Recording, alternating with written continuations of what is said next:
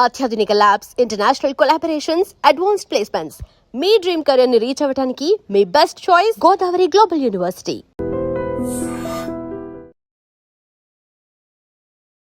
86 ఏళ్ల వయసు. ఫిల్మ్ ఇండస్ట్రీలోకి వచ్చి 50 ఏళ్లయింది. మీతో పాటుగా ఉన్నటువంటి కాంటెంపరరీస్ కావచ్చు, చాలా మందికి చాలా ఏళ్ల క్రితమే వచ్చింది. ఒక దశలో కాలంలో వినిపించిందేంటంటే, పద్మ అవార్డ్ రావాలంటే బోలెడంత రికమెండేషన్స్ చేయించుకోవాలి. ఈ పెద్దవాళ్ళ పైరవీలుంటాయి. పొలిటికల్‌గా ఇలా ఉంటే తప్ప రాదు అనేటువంటి స్టేజ్ నుంచి ఇప్పుడు ఇక్కడి దాకా వచ్చిన తర్వాత, మీరు పద్మశ్రీ మురళీమోహన్ అని ఇవన్నీ అన్న తర్వాత వచ్చినటువంటి ఒక అప్రిషియేషన్స్ అనేవి ఉంటాయి. ఫిల్మ్ ఇండస్ట్రీ కావచ్చు, పొలిటీషియన్స్ కావచ్చు, మీ అభిమానులు, ఫ్యామిలీ మెంబర్స్, రిలేటివ్స్ ఏమనిపించింది అప్పుడు ఆ మూమెంట్? అంటే పద్మశ్రీ ఏదో అనౌన్స్ చేస్తారు, అవార్డు ఇస్తారు, పేపర్లో ఫోటో వస్తుంది. ఇంతవరకే ఎక్స్పెక్ట్ చేశాను. హ్మ్. అది వచ్చిన కాడ నుంచి ఒక వారం రోజులు ఫోన్లు, షాల్స్ తీసుకొని షాల్ కప్పేసి ఇంటికి ఇక్కడికి వచ్చేసి బొకేలు ఇచ్చి ఇవన్నీ చూస్తే మా ఆవిడ అడిగింది, హ్మ్. ఏమంటే ఈ బొకేలో దాడి ఎప్పుడు పూర్తవుద్ది అని. అవార్డు పుచ్చుకునేదాకా జరుగుతూనే ఉంటాయి అలా. అలాగే రోజు ఎవరో ఒకరు రావటం, షాల్ కప్పటం, ఒక బొకే ఇవ్వటం, ఇవన్నీ జరిగినాయి. అవార్డు తీసుకొని వచ్చిన తర్వాత మళ్ళీ నిన్న 2 డేస్. 2 డేస్ అయింది. రాగానే షూటింగ్ ఉండి షూటింగ్కి వెళ్ళిపోయాను నెక్స్ట్ డే. హ్మ్. 24 వచ్చాం. 24 పైగా నాకు ఈసారి ఇంకో స్పెషల్ ఏంటంటే 23వ తారీఖున పద్మశ్రీ బిరుదు వచ్చింది హ్మ్. సాయంత్రం అయ్యేటప్పటికి. 24 నా బర్త్డే. ఓహ్! సో హ్మ్. సో 2 కూడా అంటే బర్త్‌డేకొక బర్త్డేకి కేంద్ర ప్రభుత్వం నాకు ఒక ఒక అవార్డు పురస్కారం. ఇచ్చి గౌరవించింది అనేటువంటిది ఒకటి. 2 ఒకే రోజులు కాబట్టి ఒక డబుల్ బొలాంజో అన్నట్టుగా ఫీల్ అయ్యాం. హ్మ్. తర్వాత అక్కడ డిన్నర్ జరిగిన తర్వాత నైటు అక్కడ 6కి 6:30కి అయిన ఫోటోలు మొత్తం ఫ్రేములతో సహా కట్టేసి తీసుకొచ్చి అక్కడ పెట్టారు. హ్మ్. అందరికి ఎవరి కళ్ళు వెళ్ళిపోయటం వాళ్ళ ఫోటోలు తీసుకొని వచ్చాడు. అంత హ్మ్. ఒక గవర్నమెంట్ ఎంత క్విక్గా చేస్తుందని కానీ ఆశ్చర్యం వేసింది అనమాట. గవర్నమెంట్ ఇప్పటికి లేజీగా చేస్తారు, ఎప్పుడు చేస్తారో తెలియదు, ఎవరి ఫోటోలు వచ్చాయో ఎవరు రాలేదో తెలియదు, అంతా కన్ఫ్యూజన్లు ఉంటాయి. Perfect planning. అంత ఆర్గనైజ్డ్, సిస్టమాటిక్‌గా. హ్మ్.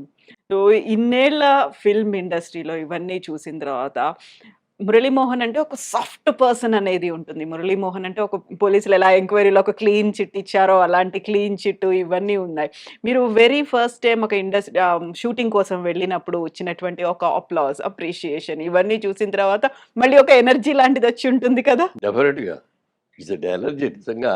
ఇప్పుడు దాని మూలంగా మనకు వచ్చేది ఏమి ఉండదు. హ్మ్. మనకేం డబ్బులు ఎవరు, మనకేం కిరీటాలు పెట్టరు, లేకపోతే ఆ కిరీటాలు ఇప్పుడు ఇచ్చిన ఈ పద్మశ్రీ మురళీమోహన్ అని రాసుకోకూడదు నేను. అవును. మీలాంటి వాళ్ళు ఎవరన్నా పద్మశ్రీ మురళీమోహన్ గారు అనొచ్చేమో కానీ నేను ఎక్కడ కూడా నా లెటర్ ప్యాడ్లో కానీ ఐప్యాడ్లో వీటిలో కానీ ఎక్కడ పద్మశ్రీ మురళీమోహన్ అని రాయకూడదు. అవును. మురళీమోహన్ పద్మశ్రీ అవార్డీ అని అవార్డీ. కింద బ్రాకెట్లో పెడతారు. ట్రూ. అంతవరకే తప్ప అనౌన్స్గా నాకు బ్యానర్లు కట్టండి నేను చెప్పటం, ఇది చేసుకోవడం, పద్మశ్రీ మురళీమోహన్ ఉండటం, జందాబాద్లు అంటే ఏమి ఉండవు. అవును. అంత స్ట్రిక్ట్. ఆ ఇచ్చింది కూడా ఎప్పుడు పడితే అప్పుడు పెట్టుకోవడానికి వెళ్ళేది. అది ఆ వచ్చే దాన్ని ఒక షోకేస్ మంచి బాక్స్ లాంటిది ఇచ్చారు, బ్యూటిఫుల్ వుడెన్ బ్యాగ్స్. దాంట్లో పెట్టుకొని గోడ తగిలించుకోవడం, బీరోలో పెట్టుకోవడం చేయాలి తప్ప హ్మ్. దాన్ని మీరు ఎప్పుడు ఇక లైఫ్లో పెట్టుకోవడానికి లేదు. ఎంత గౌరవ సూచకంగా మీకు ఇచ్చారో, అంతే గౌరవంగా మనం దాన్ని దాన్ని చూసుకోవాలి. చూసుకోవాలి. దాంతోపాటు ఒక చిన్నది ఒకటి ఇచ్చారు, అదే మాదిరిది ప్యాటర్న్, సేమ్ ప్యాటర్న్, సన్నగా పొడుగ్గా ఉంది. హ్మ్. దాన్ని మాత్రం ఇక్కడ స్టేట్ ఫంక్షన్స్ అయినా జరిగేటప్పుడు, అఫీషియల్ ఫంక్షన్స్ అయినా జరిగినప్పుడు అది పెట్టుకొని వెళ్ళచ్చు. హ్మ్. అంతే తప్ప ఈ పెద్దదాన్ని ఇప్పుడు అదే మిలిటరీ వాళ్ళకి బోల్డెన్ పథకాలు అవును. వస్తాయి అవును. కదా, వాళ్ళు మెడల్స్. వలసని పెట్టుకుంటారు. ఆ మెడల్స్ అన్నీ పెట్టుకుంటారు. అది మెడల్స్, ఇదేమో మరి భారత గౌరవం. ప్రభుత్వం ఇచ్చే గౌరవం ఒక ఇది కదా. పురస్కారం. హ్మ్. సో, ఇన్నేళ్ల ఈ ఎక్స్‌పీరియన్స్ ఇవన్నీ అయిన తర్వాత ఒక్కరోజైతే వాకింగ్ మీకు మిస్ అయిపోయింది. ఆ రోజు అప్రిషియేషన్స్ వస్తున్నాయి కాబట్టి, ఆ కాల్స్ తీసుకోవాలి కాబట్టి. ఆ తర్వాత మళ్ళీ అది కంటిన్యూ అయిందా? కంటిన్యూ అయింది. ఇప్పుడు ఆ 3 రోజులు అక్కడికి వెళ్ళాం కదా, ఆ! 22, 23, 24. 22 మాకు ఫ్లైట్ 10:30కి. మామూలుగా 5కి లేచిపోయి వాకింగ్ అది చేశాను. ఈ 3 రోజులు మిస్ అవ్వకూడదు అని మళ్ళీ అదొకటి అవునా? మనసులో ఆ! చేసేసాం. అంటే రోజుకి 15,000 అడుగులు నడుస్తాను నేను. అంటే 15,000. ఇన్ ఏ సింగిల్ స్ట్రెచ్చా? సింగిల్ స్ట్రెచ్ కాదు. ఆ! ఒక స్ట్రెచ్‌లో ఒక 1 అవర్ 15 మినిట్స్ అట్లా నడుస్తాను.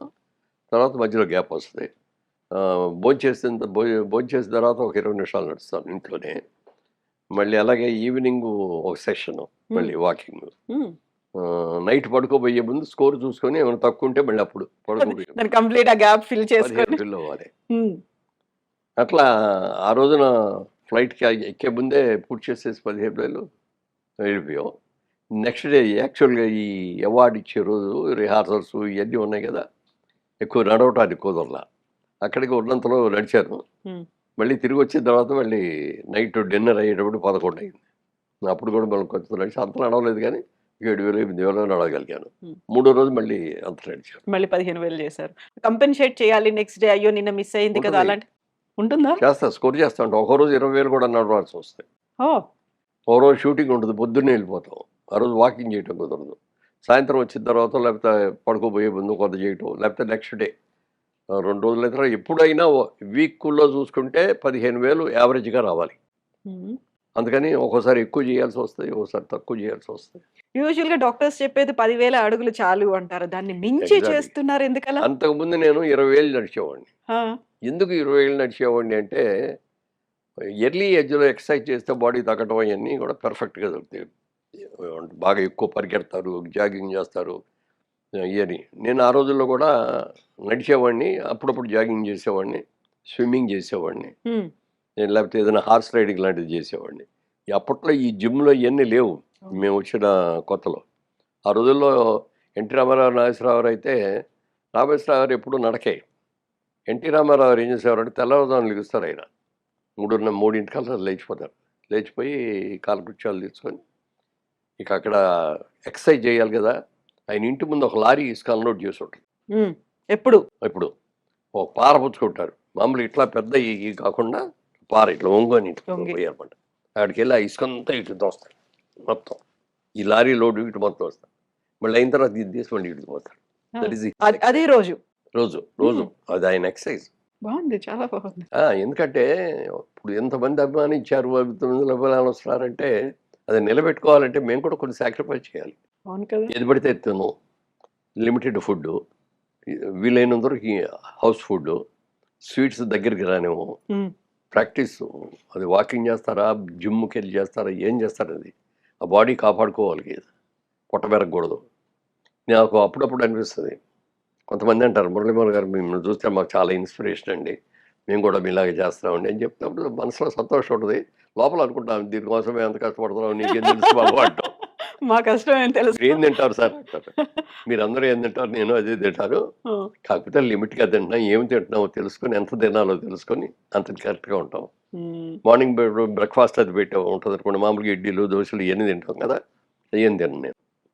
అది తినకుండా ఫ్రూట్స్, సీజనల్ ఫ్రూట్స్, పప్పాయి, లేకపోతే వాటర్ మిలన్, యాపిల్, సీతాఫలాలు దొరికినప్పుడు సీతాఫలాలు, మామిడికాయలు వచ్చినప్పుడు మామిడికాయలు, అట్లా సీజనల్ ఫుడ్ తినేసి ఒక గ్లాస్తో రాగి జావ తాగుతాను డైలీ. అదే లంచ్కి వచ్చేటప్పటికి ఆ రోజు అప్పుడు రైస్ తోటి వెజ్ మెయిన్గా ఆకుకూర కంపల్సరీగా ఉంటుంది, ఆకుకూర పప్పుకూర ఇది. తర్వాత నాన్ వెజిటేరియన్ ఉంటే తింటాం, అది కూడా వారానికి 2 రోజులు 3 రోజులు తింటాం కాబట్టి రెగ్యులర్గా తిన్నాం. నైట్ టైం ఓన్లీ టిఫిన్, ఒక దోశ లేకపోతే 2 ఇడ్లీ, 2 కానీ 3 కానీ ఇడ్లీ, ఏదో ఒక్క ఐటమే, అది తినేసి గ్లాస్ మజ్జిగ తాగేసి పడుకో. సో మార్నింగ్ బ్రేక్ఫాస్ట్ అనేది ఇంక ఉండదు, ఓన్లీ ఉండదు. ఫ్రూట్స్ ఇవే. ఇంకా ఒక సింగిల్ ప్రాపర్ మీల్ ఆఫ్టర్నూన్ అవుతుంది అలా లంచ్. ఇప్పుడు రామారావు ఎన్నుకున్నది ఇసుక అటు ఇటు వారు. ఆ టైంలో మీరేం చేసేవారు మరి? అప్పుడు మేము పొద్దున్నే బయటికి తెల్లవారుజాము లేచి నడక్కే వెళ్ళేవాళ్ళం. అప్పుడప్పుడు బీచ్లో నడిచేవాళ్ళం. బీచ్ రోజు వెళ్ళిపోయి బీచ్లో శాండ్లో నడిచేవాళ్ళం, చెప్పులు లేకుండా, షూ లేకుండా. షూ లేకుండా. లేకపోతే స్విమ్మింగ్ చేసేవాడిని. స్విమ్మింగ్ ఇప్పుడు కూడా చేస్తూ ఉంటారు. ఇప్పుడు కాకపోతే బాడీకి ఎప్పుడు కూడా ఒకటే అలవాటు చేయకూడదు అంట. తిండి కానీ ఎక్సర్సైజ్ కానీ ఏదైనా దాన్ని కన్ఫ్యూజ్ చేసేయాలన్నమాట. దాన్ని ఏ రోజున ఏం పెడతాడో తెలియదు ఈయన అనుకోవాలి. అది లేకపోతే షుగర్స్ అన్ని అక్కడ స్టోర్ అయిపోయి ఉంటారు, స్టోర్ చేసేసి పెడుతుంది. అవును. అందుకని అలా చేయటం అలవాటు. ఇప్పుడు జిమ్కి కూడా వెళ్తారు, ఎందుకంటే కొంచెం మజిల్స్ అవన్నీ కూడా లూజ్ అయిపోతారు ఏజ్ని బట్టి. మరి దానికి మా బాబు గొడవ పెడితే జిమ్కి రోజు 1 గంట సేపు ఈవినింగ్ 4:30 to 5:30 జిమ్ చేస్తారు. అదే వాకింగ్ ట్రెడ్‌మిల్ మీద చేయొచ్చు కదా! ఎందుకు 15,000 అడుగుల చేయొచ్చు. పార్క్? థ్రెడ్‌మిల్ మీద చేసేటప్పుడు ఏమవుద్దంటే, అది ఒక రిథమ్ పెట్టుకొని స్పీడు, హ్మ్. ఎలివేషన్ అయన్నీ పెట్టుకొని చేస్తాం. దాంట్లో స్పీడు అవును. తగ్గించుకోవడం కావాలంటే చేసుకుంటూ హ్మ్. ఉంటారు. నాకెందుకో మొదటి నుంచి అది ఇష్టం లేదు. నాకు నేచర్‌లో నడవాలి.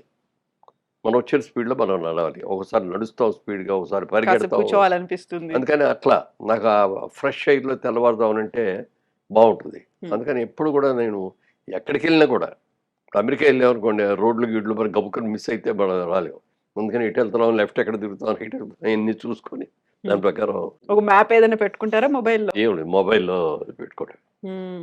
ఇప్పుడు రామారావు గారి గురించి చెప్పినప్పుడు ప్రతిసారి ఆయన పొద్దున్న ఇంత తింటారు, ఒక కోడిని మొత్తం లాగించేస్తారు, ఇన్ని బజ్జీలు తింటారు, ఇంత స్వీట్ తింటారు. వీటి గురించే చెప్పేవాళ్ళుంటారు తప్ప, ఆ! ఆయన ఎంత మెయింటైన్ చేస్తారో, లేకపోతే దానికి తగ్గట్టుగా ఎంత ఫిజికల్ ఎక్సర్‌సైజెస్ చేస్తారో అనేది చెప్పేవాళ్ళు చాలా చాలా తక్కువుంటారు కదా! తక్కువుంటారు. పైగా ఆయన పౌరాణిక క్యారెక్టర్‌లు చేసేటప్పుడు అప్పుడు షర్ట్ గిట్ట ఉండదు కదా! వాళ్ళ కృష్ణుడేసినా, హ్మ్. దుర్యోధనుడేసినా, భీముడేసినప్పుడు మాత్రం కొంచెం ఎక్కువే తేడొచ్చు. మిగిలిన అన్ని రోజులు అసలు నేల మీదే పడుకుంటారు. పౌరాణిక క్యారెక్టర్ చేసేటప్పుడు నాన్ వెజిటేరియన్ తినరు. Only vegetarian. హ్మ్. నేల మీదే పడుకుంటారు. అట్లా అంత స్ట్రిక్ట్‌గా మెయింటైన్ చేస్తారాయన. ఆ పౌరాణిక అంత పవిత్రంగా.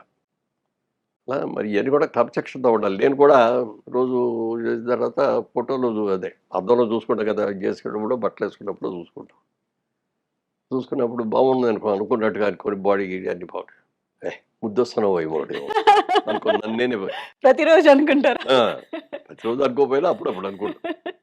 ఒక్కోసారి ఏదో సరిగ్గా నడవలేకో, ఏదో కుదరలేకో కొంచెం పొట్ట పెరిగి మొహం పీకిపోయినట్టుంటే, ఏంట్రా మొహం హ్మ్. దరిద్రంగా ఉంది. బయట ఆళ్ళందరూనేమో నిన్ను ఇన్‌స్పిరేషన్ అని చెప్పి అంటున్నారు. నువ్వేంటి ఈ గెటప్ ఏంటి? ఏయ్! నన్ను నేనే తిట్టుకొని, మిమ్మల్ని ఆ మీరు రోజు నుంచి మోటివేట్ చేసుకొని మోటివేట్ చేసుకొని నెక్స్ట్ డే నుంచి ఎక్సర్‌సైజ్ ఎక్కువ పంపటం, ఇది చేయటం అది చేస్తా. హ్మ్. ఇన్ని చేస్తున్నారు కదా మీరు. భక్తి అనేది ఎక్కువ అనేది మాకర్థమవుతుంది. దానికి టైం ఎప్పుడు కేటాయించారు మీరు? దానికి భక్తి అనేది మా అమ్మ చిన్నప్పటి నుంచి నేర్పారు మాకు. హ్మ్. ఆవిడ రెగ్యులర్‌గా పూజ చేసేవారు.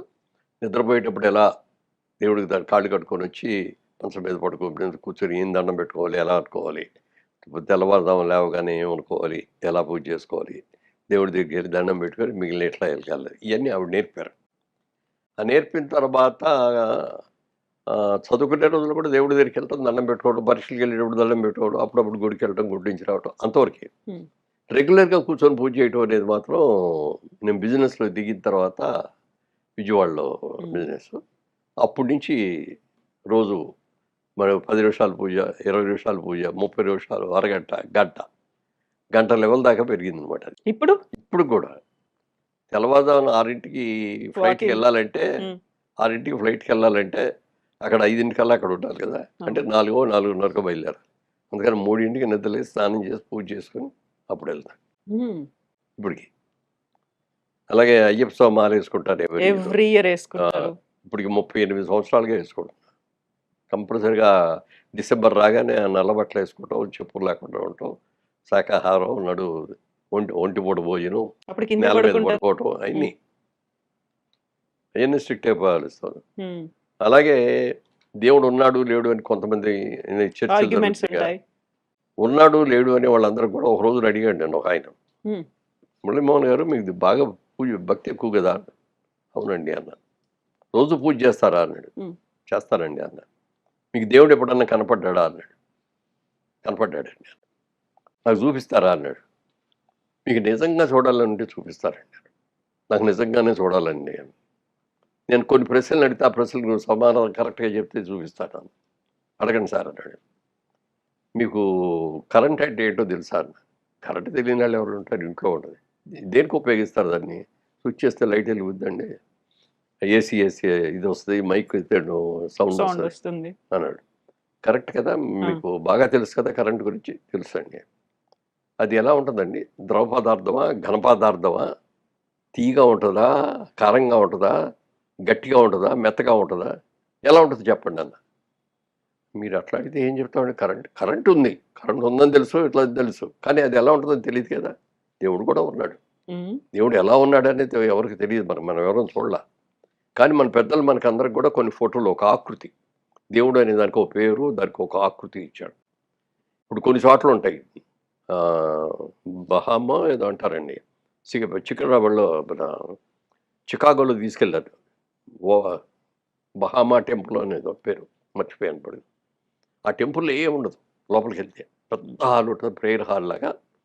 ఎవరి కాళ్ళు లోపలికి వస్తారు, కూర్చుంటారు. సైలెన్స్ ఈజ్ గాడ్ అని ఉంటుంది. మీ ఇష్టం వచ్చిన అక్కడ కూర్చొని నిశ్శబ్దంగా మీకు ఎవరిని పూజ చేయాలనుకుంటే, ఎవరిని స్మరించుకోవాలనుకుంటే మనం స్మరించుకుంటే అక్కడ కూర్చోవటం, టైం అని తీసి వెళ్ళిపోవటం అంతే. ఎవరు ముష్యు అని కూడా శబ్దం కూడా ఏర్పడదు, వినబడితే కూడా మోగి వినపడుతుంది మనకి, అంత నిశ్శబ్దం అనమాట. సైలెన్స్ ఈజ్ గాడ్ అని చెప్పేది. అలా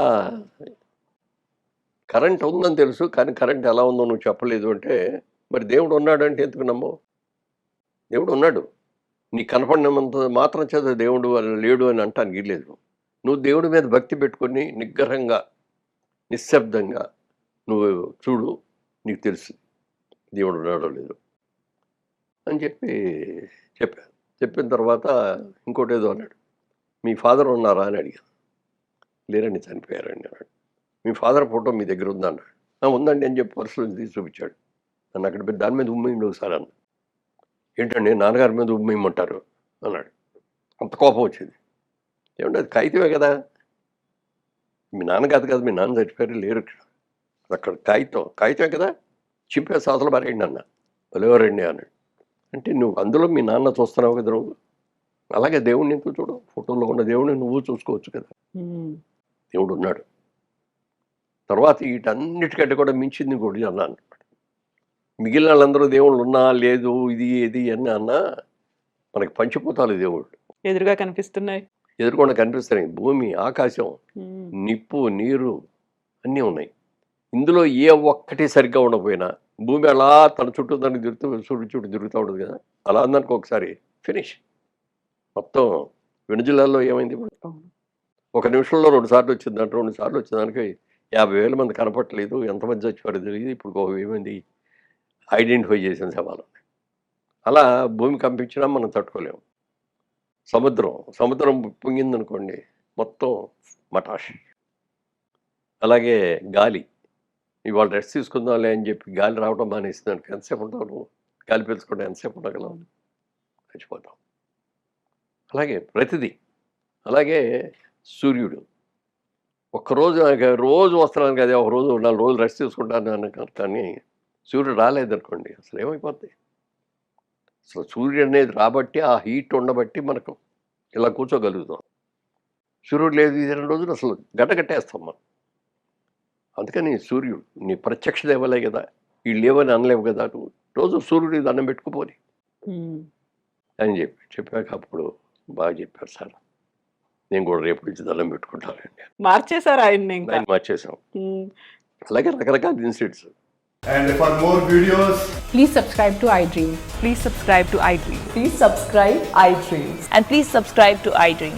For more videos, subscribe to iDream. please like, share and subscribe to the channel. Congratulations, iDream. Subscribe to iDream. Subscribe to iDream. So subscribe to iDream Media. iDream की iDream team अंदर की huge congratulations. Please subscribe iDream Media. Please subscribe to iDream. Subscribe iDream. Please subscribe to iDream. iDream అంటే నా కళల channel subscribe చేసుకున్న నోరు తిరుగుతలేదు, మీరైతే గంట గుర్తు కొట్టండి. For more such videos, please subscribe to iDream. Subscribe to iDream. Please subscribe to iDream. Please subscribe iDream Media. Please do subscribe to iDream. Please subscribe to iDream Media. For best entertainment and information, please subscribe iDream. And don't forget to subscribe to iDream.